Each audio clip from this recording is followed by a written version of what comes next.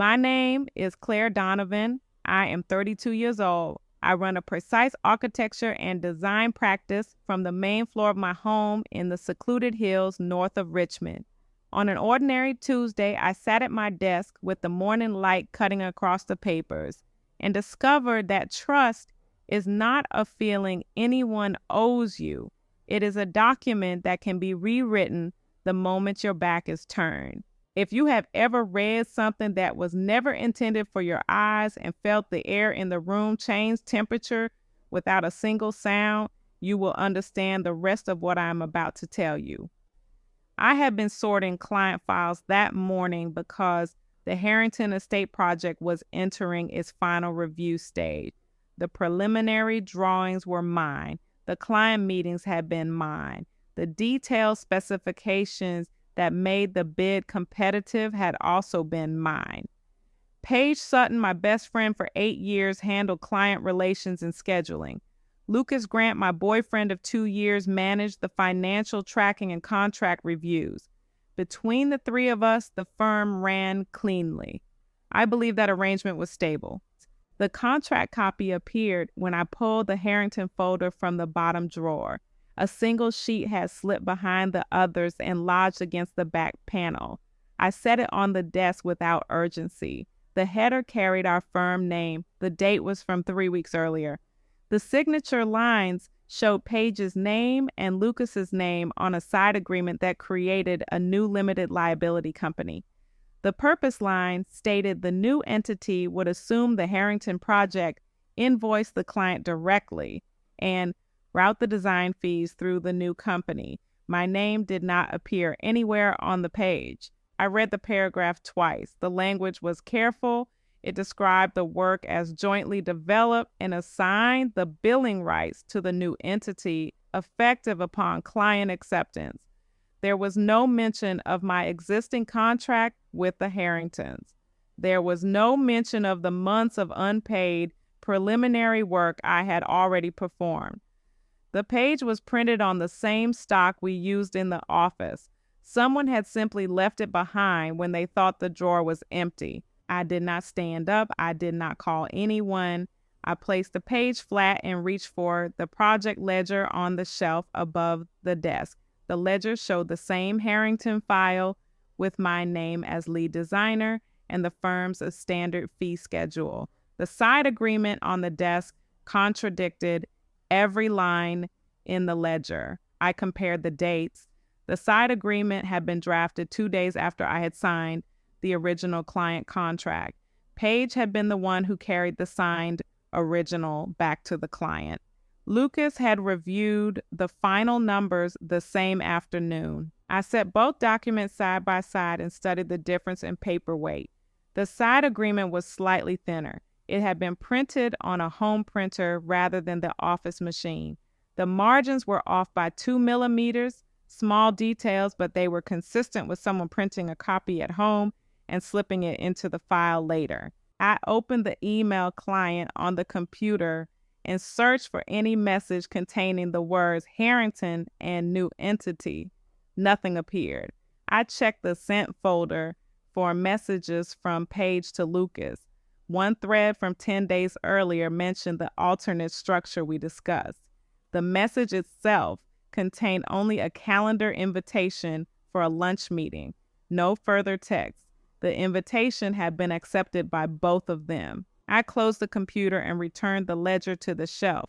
The single page remained on the desk. I did not feel heat in my face or tightness in my chest. I noted the facts as they stood and considered what each fact required next. The side agreement existed. It had been created without my knowledge. It assigned value that belonged to work I had already completed. Those were the measurable items. I picked up the desk phone and called Natalie Quinn, the executive assistant who kept the physical files organized. She answered on the second ring. Natalie, did anyone request the Harrington folder from storage in the last month? She paused. Paige asked for it 2 weeks ago. She said she needed to pull the preliminary specs for a revised budget meeting.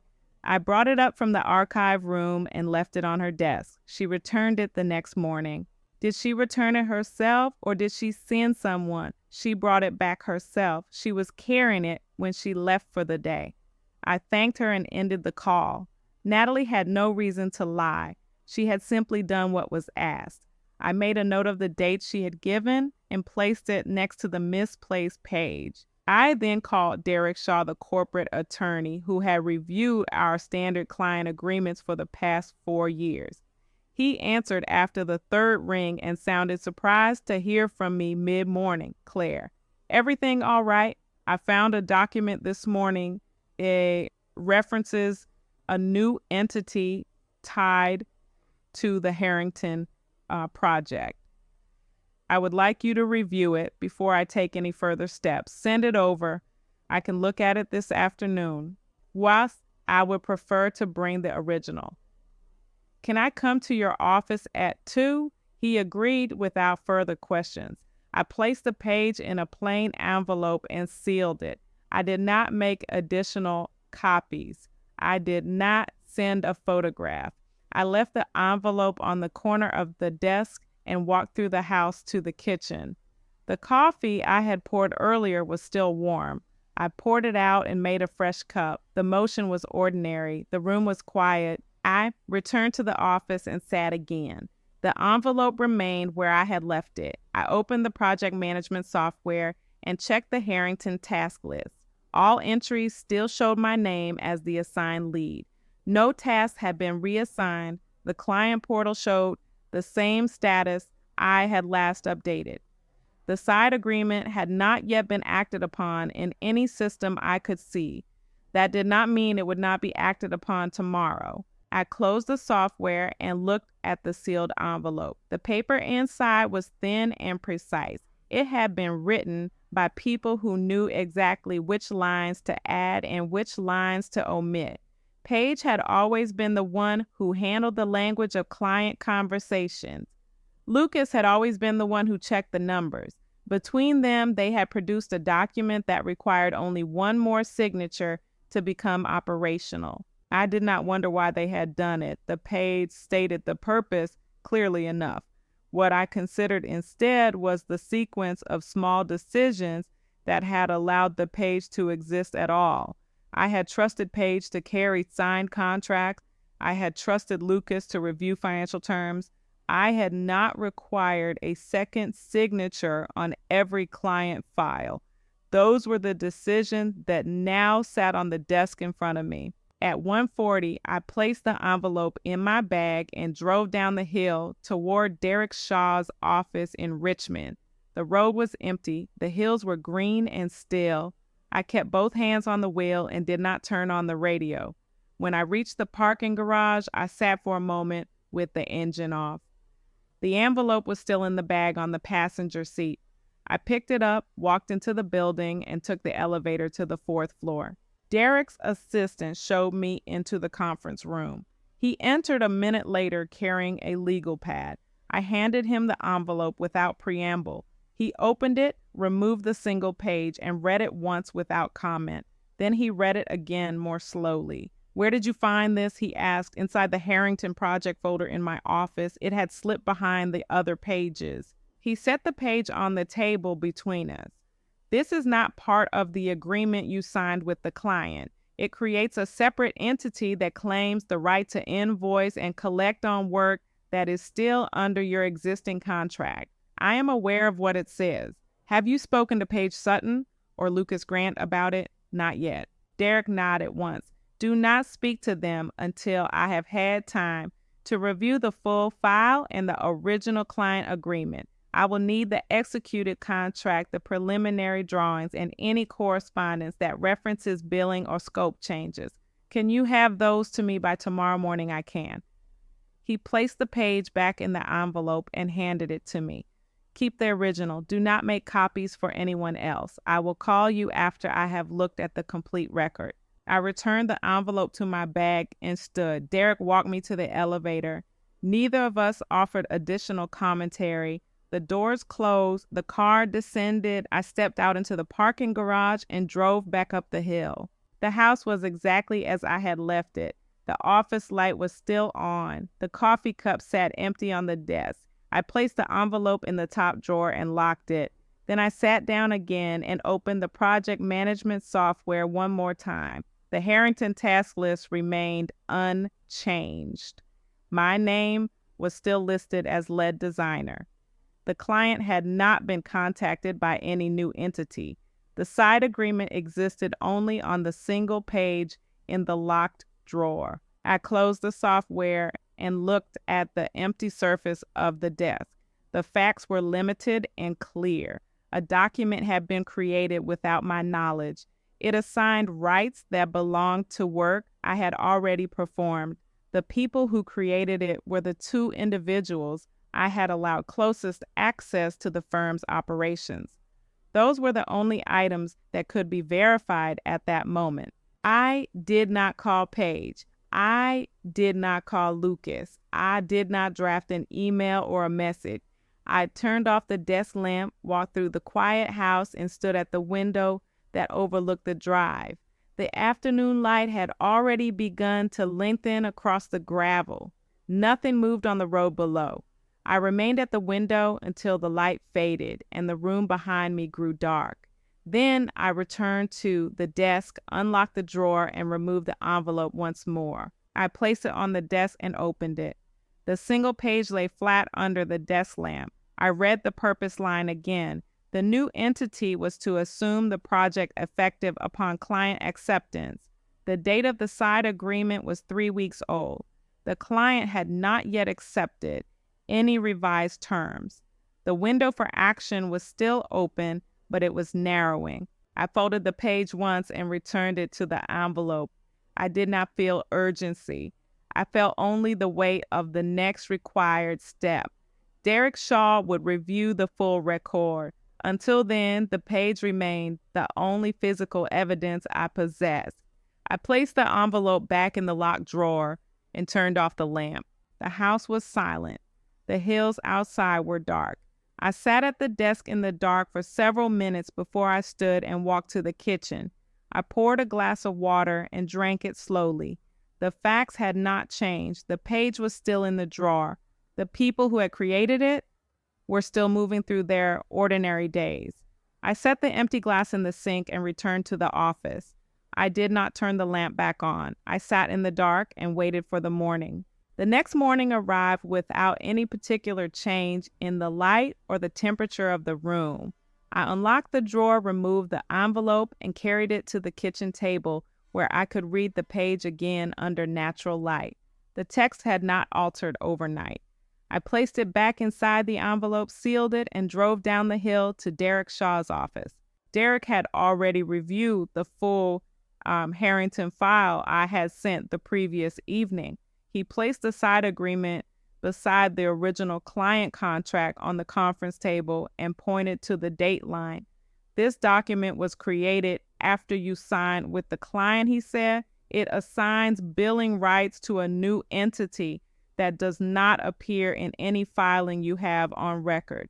The language is careful, but it creates a parallel claim on fees that belong to work performed under your existing agreement. I nodded once. What action does it support on its own? Very little. It is an internal side agreement between two individuals. It does not automatically override your contract with the client. However, if they have already begun to act on it by contacting the client under the new entity name or by redirecting any payments, the situation changes. I need to see every communication and every financial record tied to this project for the past 6 weeks. I agreed to provide them. Derek made a note on his pad and closed the file. Do not confront either of them yet, he said.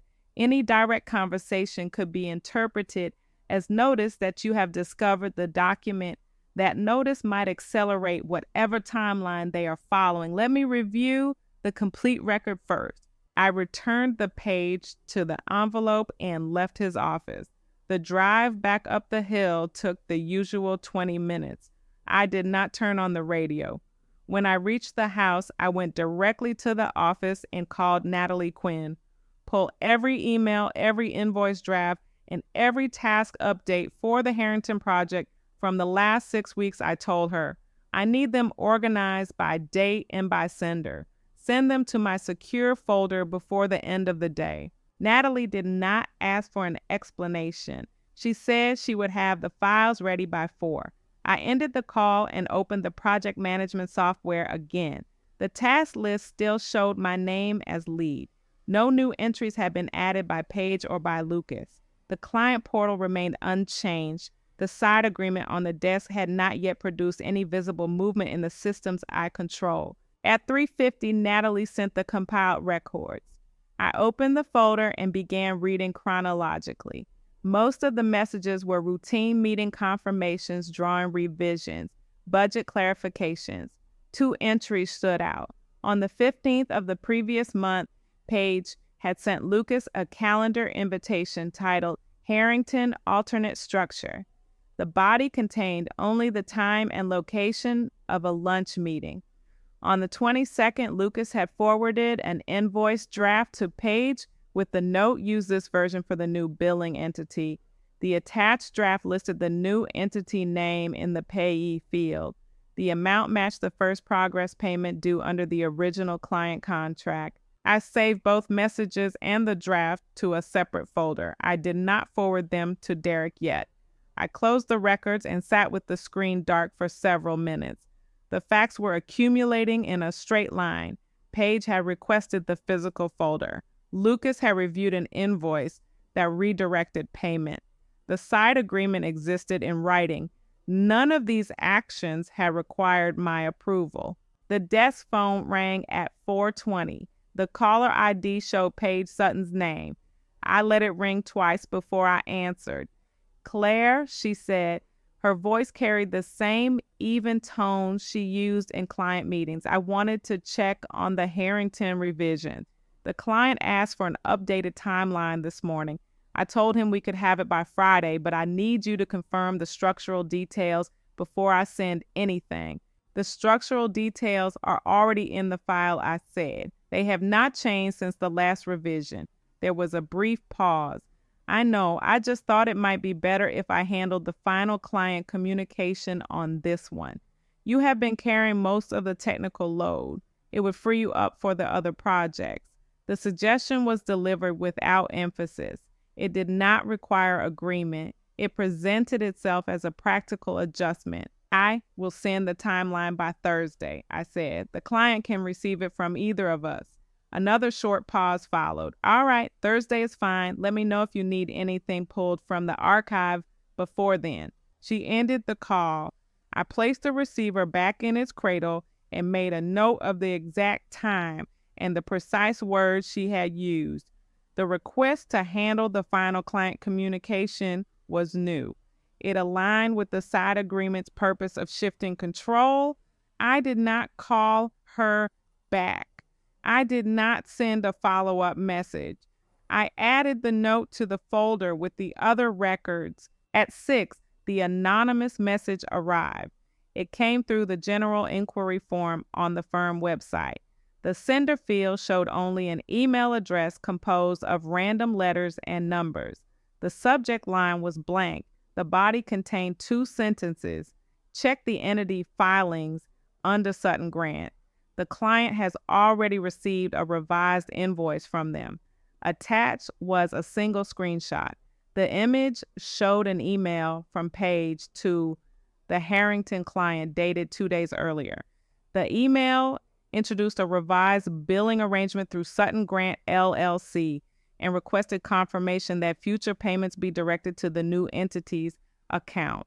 The client had not yet replied. I read the message once. I opened the attachment and examined the headers. The email address matched one Paige used for client correspondence. The date and timestamp were consistent with the screenshot. I saved the message and the attachment to the same secure folder. I did not reply to the anonymous sender. I did not delete the message. I closed the browser and locked the computer. The facts now included an active outreach to the client under the new entity name. The side agreement was no longer an internal draft. It had been put into motion. The anonymous message had supplied the evidence of that motion without requiring me to request it. I unlocked the drawer and placed the original side agreement page beside the screenshot printout I had made. Both documents sat on the desk under the lamp. The page from the folder showed the internal plan. The screenshot showed the plan being executed. The gap between the two was now measured in days rather than weeks. I did not call Derek immediately. I did not call Natalie. I sat at the desk and considered the sequence required next. Derek had asked for the complete record. The record now contained the anonymous outreach. Adding it would confirm that action had already been taken. Withholding it would leave the record incomplete. I printed a second copy of the screenshot, placed both the original page and the printout into the envelope, and sealed it again. The house remained quiet. The hills outside the window had already turned dark. I left the envelope on the desk and walked through the rooms, once checking that every exterior door was locked and every interior light was off except the one in the office. I returned to the desk, sat down, and opened the project management software one final time. The Harrington task list still listed my name as lead designer. The client portal still showed the original contract status. The systems I controlled had not yet registered the new entity's existence. I closed the software. I placed the sealed envelope back in the locked drawer. I turned off the desk lamp and remained seated in the dark for several minutes. The next required step was to deliver the updated record to Derek. That step could wait until morning, and the client had not yet confirmed the revised invoice. The window for intervention remained open, though narrower than it had been 24 hours earlier. I stood, walked to the kitchen, and poured another glass of water.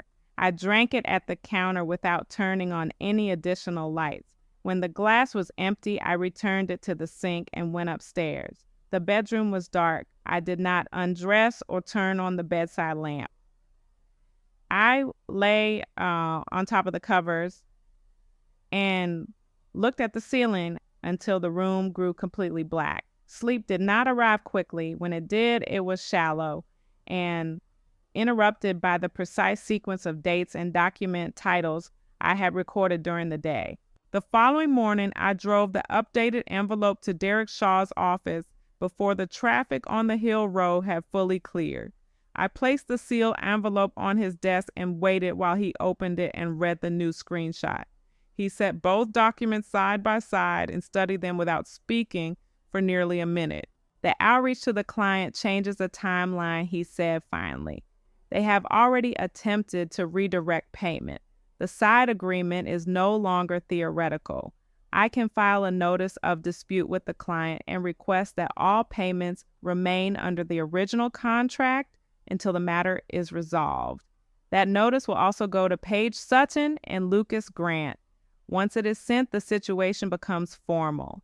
I nodded. Send it. Derek prepared the notice that afternoon. I reviewed the language once. It was precise and limited to the facts.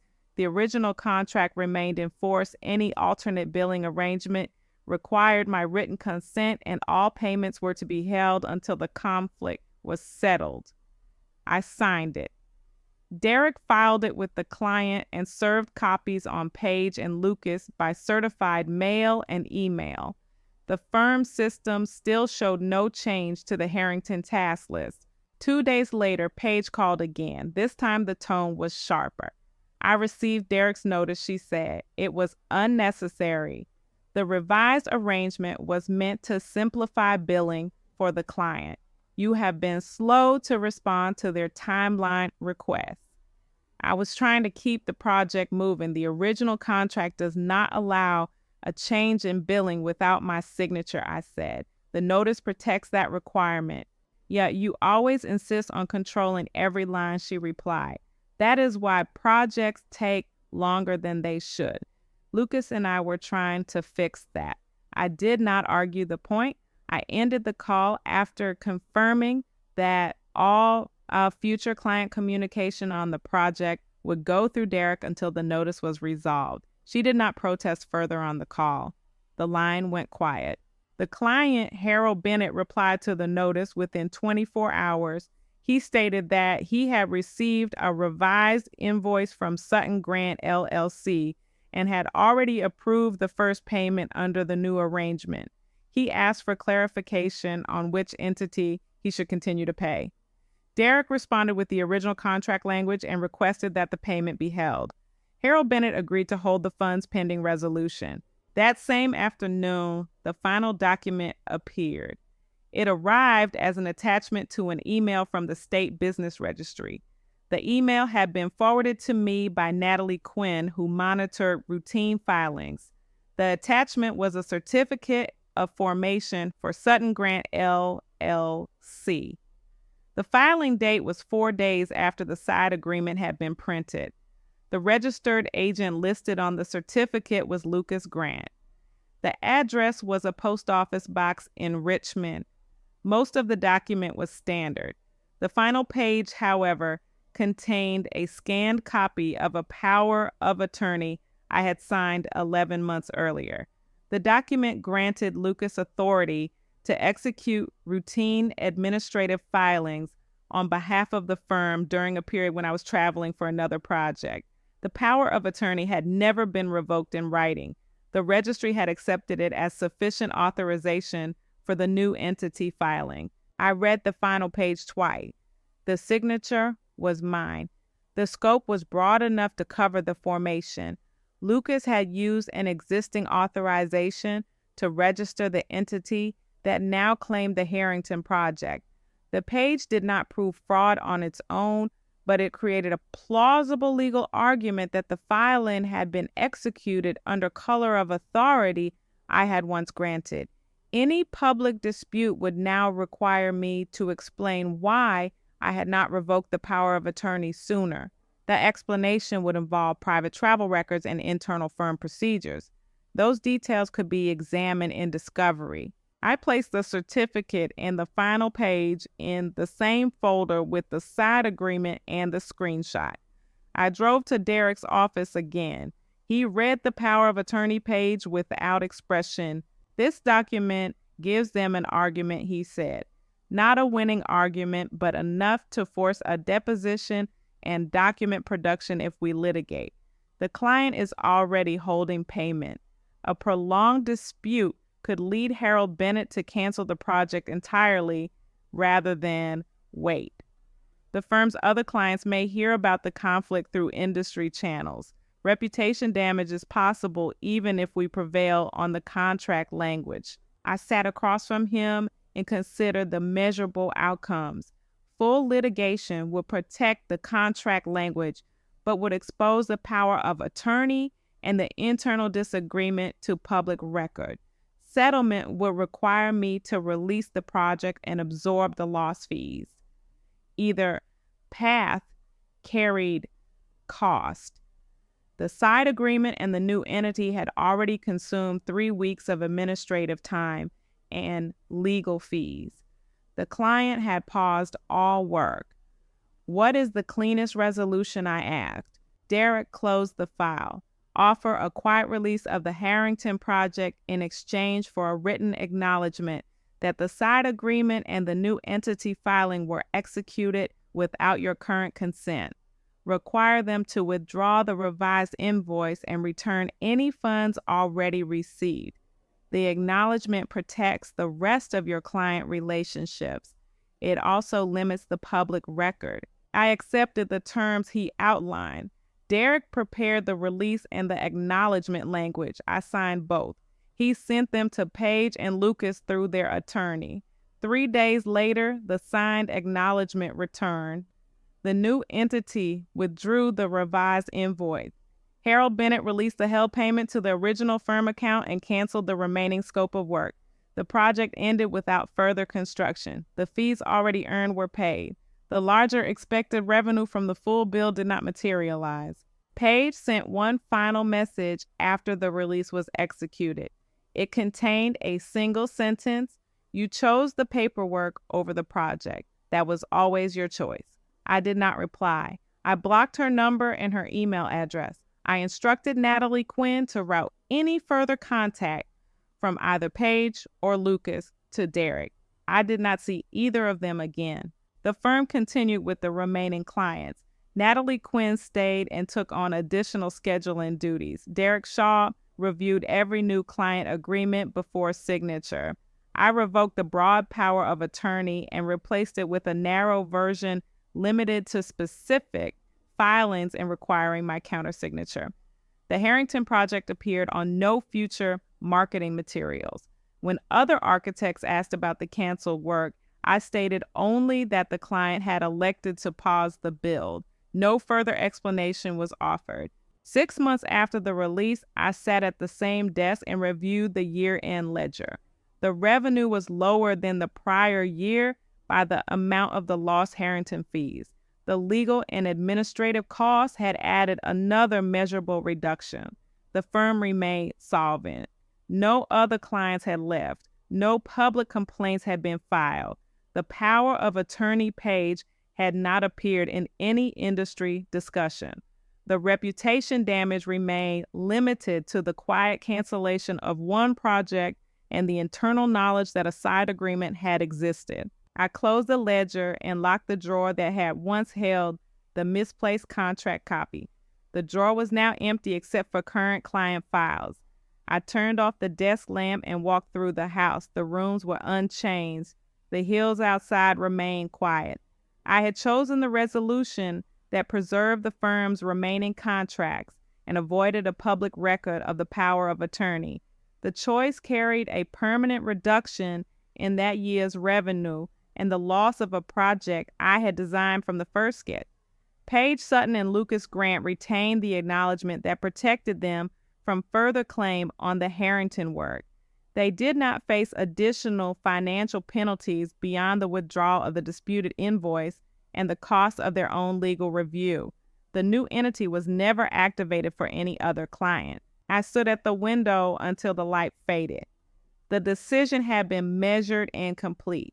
It had required the acceptance of a smaller outcome in exchange for the absence of a larger public conflict.